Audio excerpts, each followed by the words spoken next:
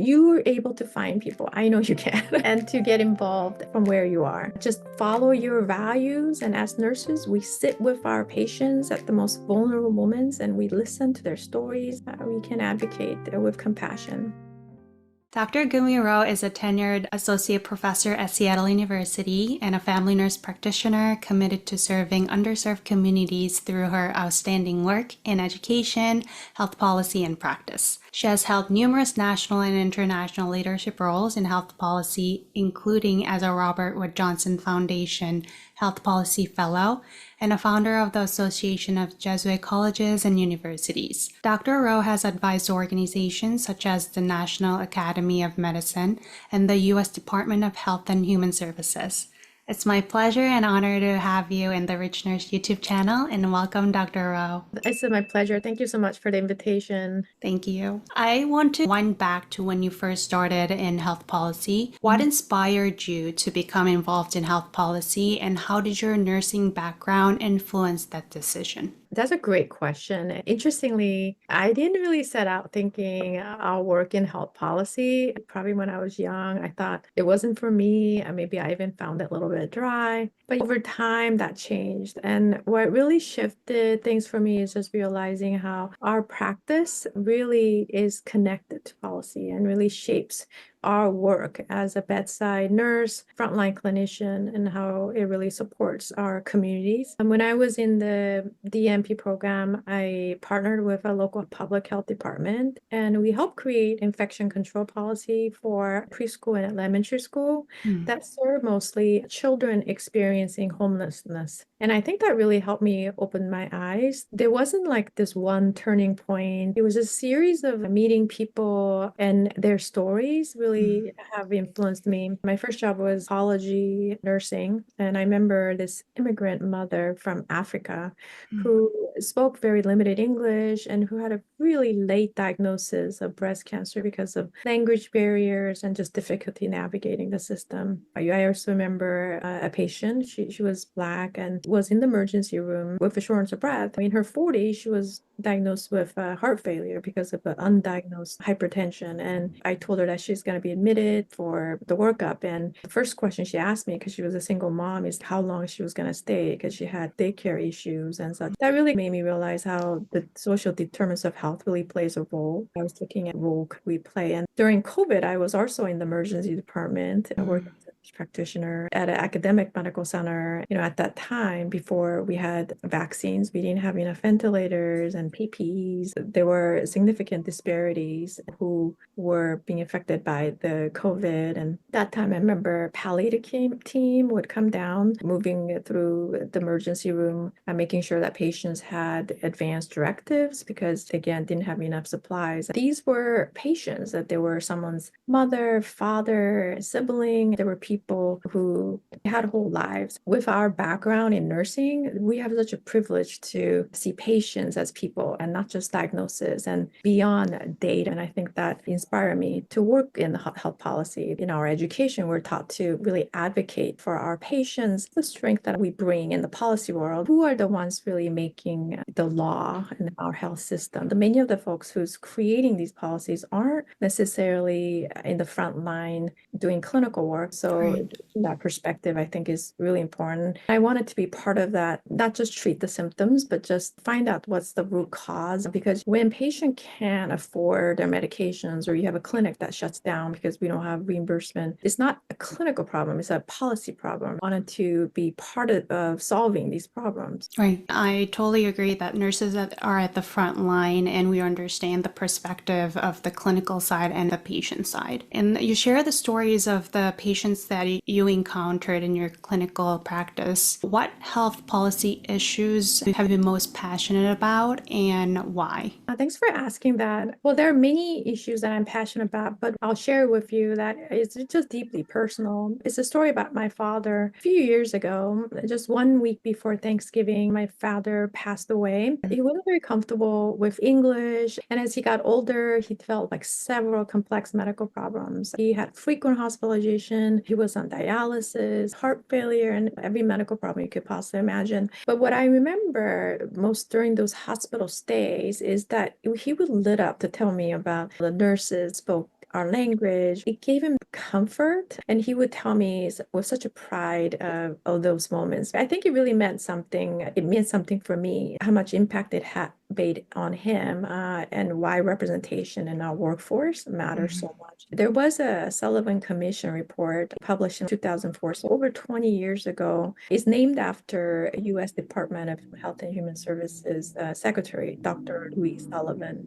And this report was led by Republican Senator Bob Dole. And this one was addressing about what are ways that we could address health disparity. One of the ways to ensure that we have providers, nurses, clinicians that reflect the people that we're serving. Because when patients don't see themselves in that healthcare system, they can sometimes feel like they're invisible or misunderstood, or even there's mistrust. My dad's story really made all that real for me and helped me connect to the issue of workforce that goes beyond. And I was talking about how we want to improve patient-clinician concordance. What I mean by that is patient-clinician concordance is more than about race and ethnicity. It's a broad term about alignment, whether there's a gender or sexual orientation, religion, lived experience, culture, all these things that makes it so that there's this deeper trust, and that representation isn't just a box that we check off, it's foundation to the respect and healing between clinicians and our communities. The work that I've been doing has been diversifying our health workforce and where the gaps are. I've been trying to address in academia as well as in other spaces. Got it. And thank you for sharing your father's story. The social determinants of health and how a patient can connect with the healthcare system and with clinician. In a macro level, you got involved through the Robertwood-Johnson Foundation Health Policy Fellowship. I want to ask you how that experience at the National Academy of Medicine. Can you please share? Yeah, I'm happy to share because I feel like more nurses should definitely apply and get the same opportunities that I've had. This Health Policy Fellowship was truly transformative for me. It pulled me out of the comfort zone and got me right into that center of national health policy conversation. It's been around for about 50 years. Nurse fellows have represented about 10% of the fellows. It's not many, right? There are many health policy fellowship out there, and you don't have to do health policy fellowship to be involved, but it does give you different education and networks. After you're selected, you have to physically move to DC. So in August of 2022, my family helped. I packed and I went to Washington, DC, found an apartment, and we had really intense, like 3.5-month crash course where we met over 250 briefers or guests. They were national thought leaders, that people that you only have read about, you met them. There were people from major think tanks, advocacy group, people from the executive branch of offices, you name it, you met them. And you would learn the full landscape, not just from the clinical lens, but through the eyes of how do we shape policy every day. And it's not easy to go from the clinical world or clinical practice into policy circle, but the fellowship made it really possible for me to have that voice. And after that 3.5 months of intense orientation, you have an option to go to executive branch or go to the legislative space. And I chose to work with the United States Senator Tim Kaine, who was vice presidential candidate with Hillary Clinton. He had a lot of similar interests as mine regarding health workforce. I was in that space for close to a year, and then you also have an opportunity to extend. So I extended it. There were many options to extend. You could stay in the same space. You could go to executive branch. I was the first one in its 50-year history to go to a state agency. So I mainly because I missed home. A lot of the federal policies are implemented at the state level very differently.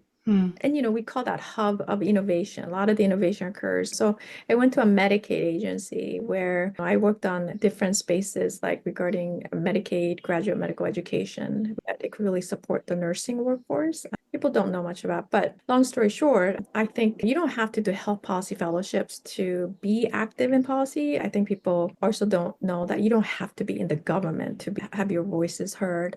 But it was an amazing experience for me, and I am really wanting to ensure that people who are really interested in this also have that same opportunity that I have had. I see. It just amazed me that only 10% of nurses are getting involved. It should be more, like you said. Yeah. A lot of the surveys done, how public views nurses is actually quite high.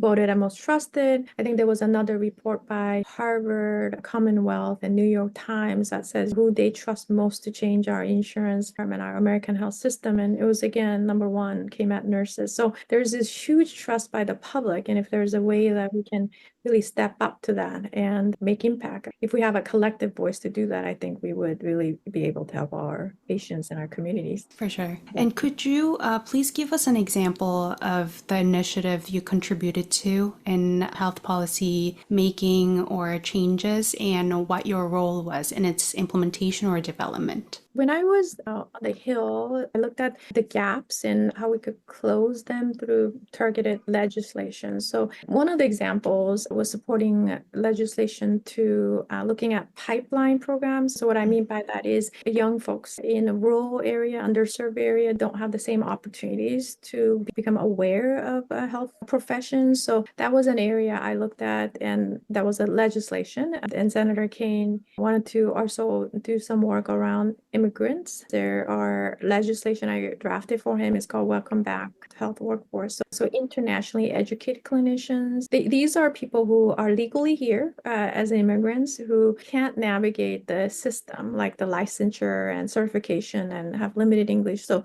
although they're educated in another country, they have difficulty getting back into the healthcare. So they're not working at all, or they're not working to the top of their education. Another legislation was looking at National Healthcare Workforce Commission, which was funded in the Affordable Care Act, but kind of remained unfunded and inactive. So we looked at that space as well. So I did a lot of the briefings and different things that he needed during that time. A lot of the legislation were drafted during my time with Senator Kaine. When I went to the state agency, which is Washington State Healthcare Authority, we looked at, again, the Medicaid. Many people are aware of graduate medical education supports the medical residency, which is like $18 billion through CMS, Center for Medicaid Services. But Medicaid GME, most people have not heard of. That's where states have a little bit of a flexibility to support. And there are states uses that funding, Medicaid GME, that's like a $7 billion nationally, that can support even nursing education. So that's the space I made recommendations to the leadership and what that could look like. Because there was one point during the Affordable Care Act that there was a demonstration called Graduate Nursing Education, GN, and they tried that demonstration for 5 years. So the model we could use at the state level is to use that Medicaid funding to support like a graduate nursing education and really bring out accountability to where our health workforce are serving, who they're serving, is it underserved population, and how we can expand our primary care workforce as well. It sounds like it's similar to what you do as a nurse or a nurse practitioner, like assessing the situation or a patient or population, understand the problem, and then implement and initiate solutions and follow up. It's interesting. Yes, that's true.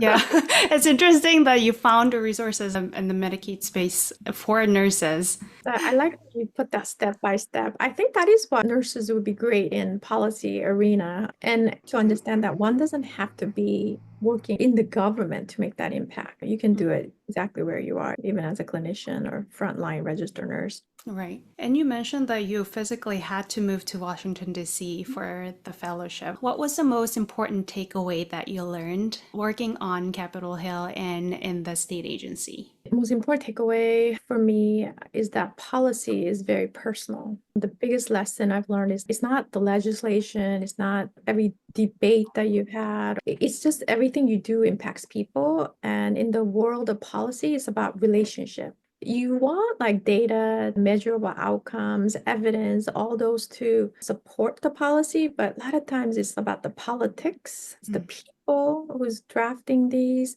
priorities and philosophy, and sometimes, of course, the financial resources. So understanding that relationship, policy is very personal. Having that good relationship and trust with the people you're working with across the aisle is very important. When I was on the Hill, it was quite a huge jump to learn to speak a language that really resonates across the aisle because you bring that clinical expertise, and I can't expect them to immediately understand that this can translate the knowledge I have into policy. So making sure they're able to trust you and also able to speak the language language that resonates with them. So there were a lot of different types of training through that fellowship, leadership coaching or media communication, strategic communication. Sometimes it's trial and error, but even that would be my takeaway. There was a state senator from North Carolina. I got some advice from her. Her name is Gail Adcock, and she's a nurse. A lot of the meetings on the Hill are 30 minutes, which is so different than academia because the meetings are very long and lengthy. But this 30-minute meeting, if you're meeting someone from the opposite party, instead of trying to really get them to buy into your legislation, I think what she told me was to like just take that 30 minutes to really learn and listen what's important to them. So that changed everything for me. Then I'm not going to spend that 30 minutes trying to tell why this bill is great, but it was more like what's important to them. Because if you built that trust, they'll meet with you again. Right. I learned that it just makes you a better advocate. So none of this was easy. I would say it can be sometimes kind of stressful too, but ultimately it's just about the people that we're taking care of, and that's what's most important.